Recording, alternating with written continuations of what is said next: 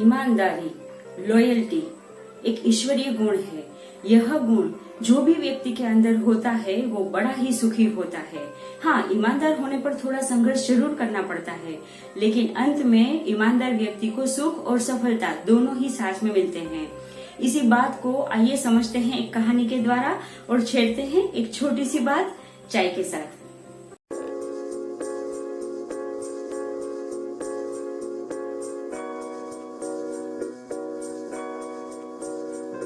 पुराने समय की बात है।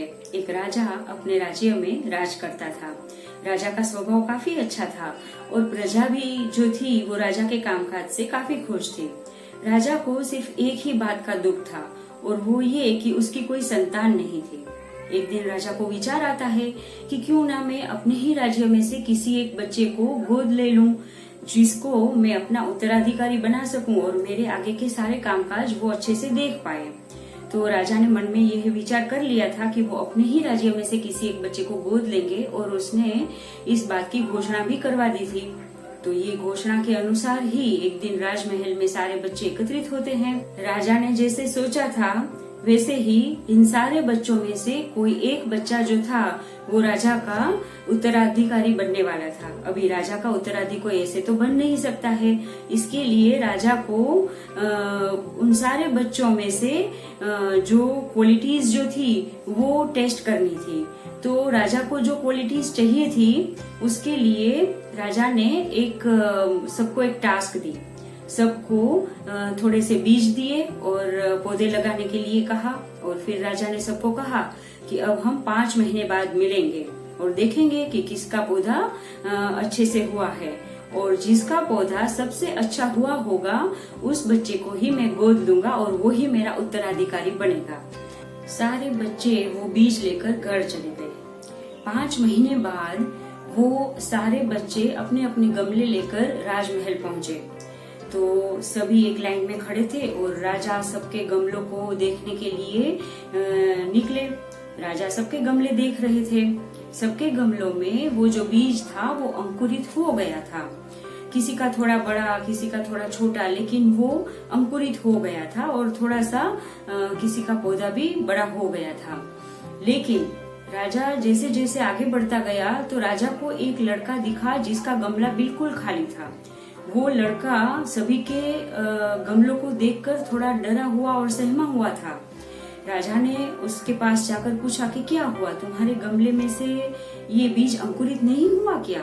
उस बच्चे ने बहुत ही डर के साथ कहा कि मैंने इस पौधे की बहुत ही अच्छे से देखभाल की थी, हर रोज उसे पानी भी पिलाता था, लेकिन पता नहीं क्या हुआ, मेरे गमले में से वो जो बीज था वो अंकुरित ही नहीं हुआ।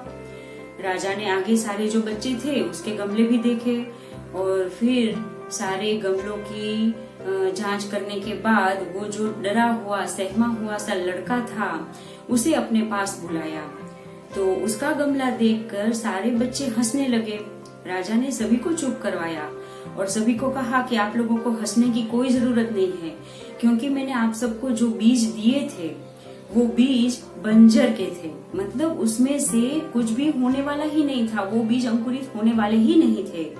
तो ईमानदारी से जिसने पौधे की मतलब वो बीज की देखभाल की वो सिर्फ यही एक लड़का है।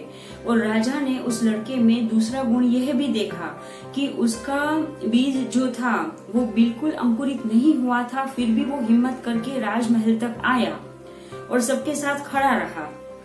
तो इस तरह उस बच्चे को राजा ने गोद ले लिया और उसे अपनी ईमानदारी का बहुत ही अच्छा सा फल मिला।